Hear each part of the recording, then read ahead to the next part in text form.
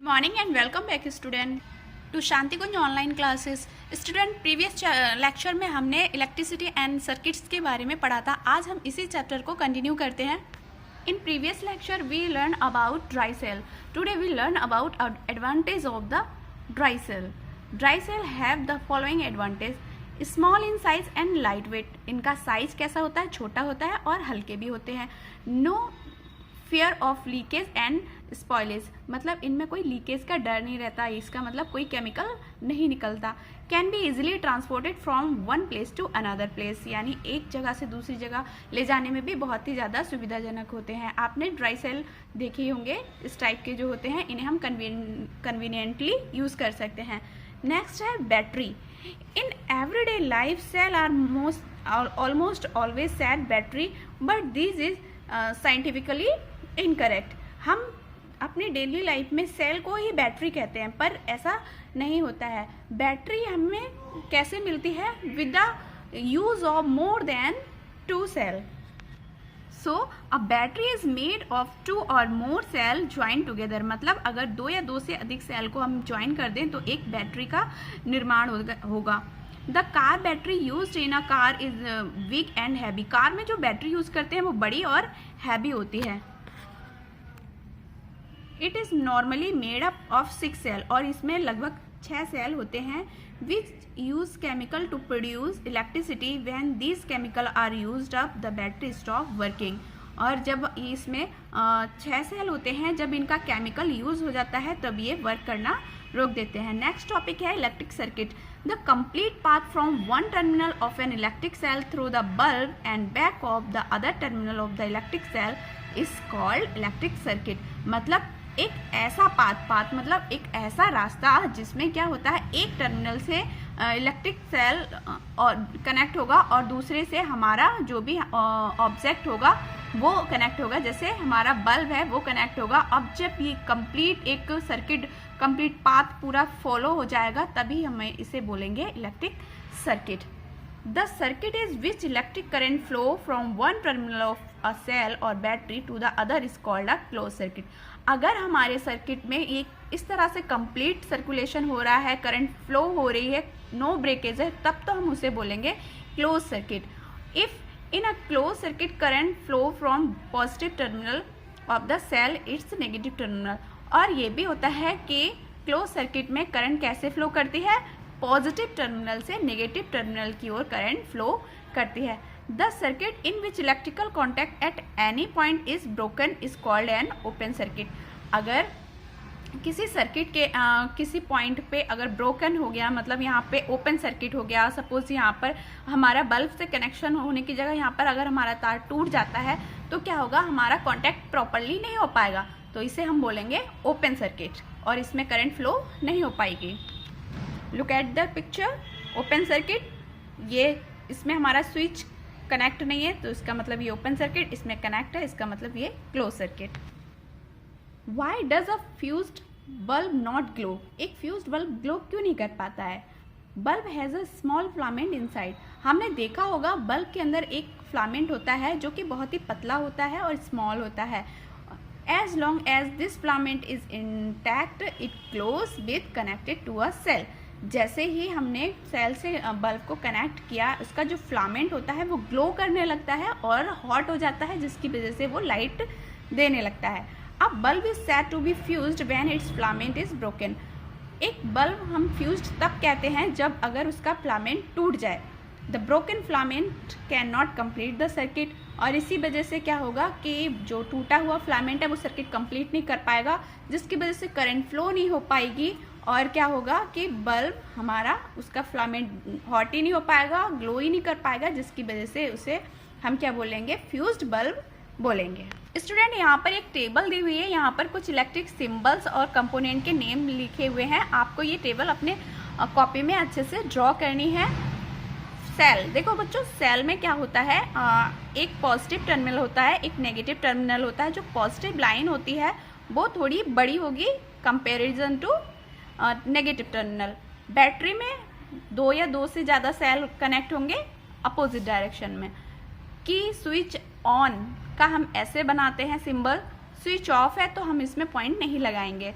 फिर है टेपिंग की, ओपन, वेल स्विच ऑफ। जब इस तरह से है तो हम इस तरह का शेप बनाएंगे वेल स्विच ऑफ के लिए, और वेल स्विच ऑन है, घंटी का स्विच अगर ऑन है तो इस तरह से ये कॉन्टैक्ट पास में आ जाएंगे। बल्ब के लिए हम ऐसा सिंबल बनाते हैं, wire joint at a point, अगर किसी पॉइंट पे वायर ज्वाइंट करना है तो इस तरह से प्लस का सिंबल टाइप से आ जाएगा, बीच में एक नॉट होती है।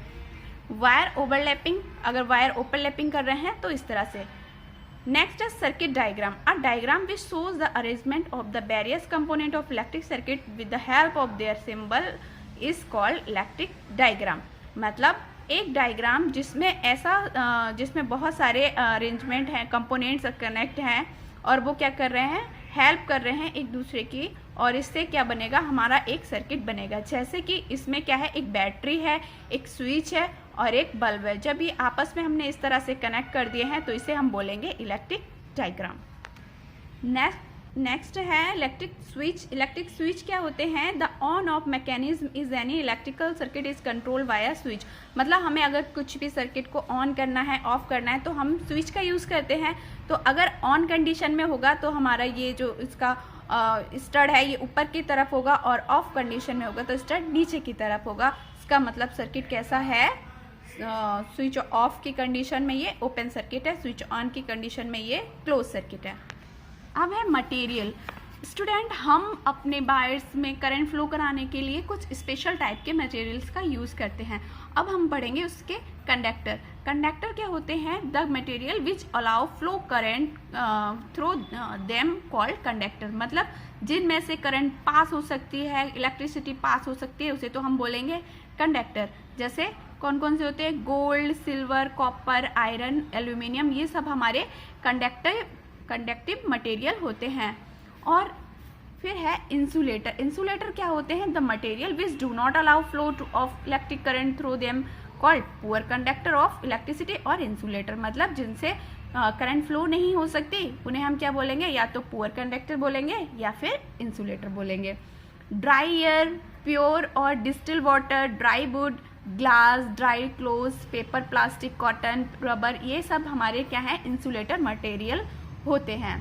Caution with electricity. इलेक्ट्रिसिटी से हमें सचेत रहना चाहिए। A danger sign is displayed on electrical pole, substation and transformer. आपने देखा होगा जब भी आप कहीं इलेक्ट्रिसिटी बोर्ड के पास से निकल रहे हो जहाँ बहुत ज़्यादा वोल्टेज जा रही हो, तो वहाँ पे एक इस तरह से डेंजर का सिंबल बना रहता है। ये बताता है कि यहाँ पर हाई वोल्टेज है, यहाँ पर खतरा है, तो हमें इससे बच के रहना है। नेक्स्ट है application of electric conductor and insulator का हम कहाँ पर यूज़ करते हैं। Conductor and insulator are very important to us based on their property. They are extensively used in electric devices and circuits. Some of their uses. Conductor और insulator हमारे daily life के लिए बहुत ही ज़्यादा इंपॉर्टेंट हैं, क्योंकि इन्हीं से ही इनकी कुछ ऐसी प्रॉपर्टीज़ होती हैं जिनसे करंट फ्लो होती है, और इंसुलेटर की वजह से करंट फ्लो होने से रुकती है। इसका मतलब हमें इलेक्ट्रिक शॉक, जो शॉक लगता है उससे बचाने के लिए हम किसका यूज़ करते हैं, इंसुलेटर का यूज़ करते हैं। आपने देखा होगा कोई भी वायर हुआ उसके ऊपर एक इंसुलेटर की लेयर लगी हुई होती है, वो क्या करती है, करंट फ्लो होने देती है, और लेकिन इंसुलेटर की लेयर हमको शॉक लगने से बचाती है। Metal which are good conductor of electricity are used for making electric wire, switch, plug, socket and inner parts of electrical device. यानी जो अच्छे कंडक्टर होते हैं उनसे ही हम वायर, स्विच, प्लग्स ये सब बनाते हैं। और जो इंसुलेटर होते हैं जैसे कि रबर और प्लास्टिक, ये क्या करते हैं, हम उनके ऊपर कवर कर देते हैं, तारों के ऊपर, वायर्स के ऊपर, और इससे क्या होगा, हमें इलेक्ट्रिक शॉक नहीं लगता है। फिर है बच्चों एक्सरसाइज। देखो ये इस एक्सरसाइज के सारे क्वेश्चन कर लेना। फिल इन द ब्लैंक्स मैंने फिल कर दिए हैं, आप अपनी कॉपी में अच्छे से कर लेना और इनको साथ ही साथ याद करते चलना। क्वेश्चन नंबर 1 देखिए, ई में इलेक्ट्रिसिटी जनरेशन के लिए आप ये तीनों पॉइंट लिखेंगे यहाँ से यहाँ तक। 2 में इलेक्ट्रिक टॉर्च कैसे वर्क करती है, इसका आंसर यहाँ से लिखेंगे, working of electric torch producing light. फिर है right a short note on battery, इसका आंसर आप यहाँ से लिखेंगे, अ battery is made of 2 or more cell join together. 4 देखिए, why does fused bulb not glow, इसका आंसर आप यहाँ से लिखेंगे। आप बल्ब इज सेट, ये यहाँ तक नहीं और ये पूरा कंप्लीट करना है, आपको यहाँ तक कंप्लीट करना है। Question number 5, component of electric torch. इसके कंपोनेंट आप यहाँ से लिखेंगे। बल्ब, बल्ब में आपको यहाँ तक लिखना है कोल्ड फिलामेंट, फिर है reflector and lens, battery, plastic body, switch. ये कंप्लीट यहाँ तक करना है, यहाँ से यहाँ तक ये, और पहले बल्ब में यहाँ से यहाँ तक लिखेंगे। क्वेश्चन नंबर 6 में देखिए, differentiate between primary cell and secondary cell. Primary cell में आप यहाँ से लिखेंगे प्राइमरी सेल, और कहाँ तक लिखेंगे? स्टॉप वर्किंग, नेक्स्ट पेज तक स्टॉप वर्किंग। फिर सेकेंडरी सेल में आप कहाँ से लिखेंगे? इन दी सेल से लेकर रिचार्जेबल सेल तक। ओके स्टूडेंट, वर्क आप अपनी कॉपी में नीट एंड क्लीन तरीके से कर लेंगे। नेक्स्ट लेक्चर में फिर मिलते हैं, तब तक के लिए बाय बाय, टेक केयर।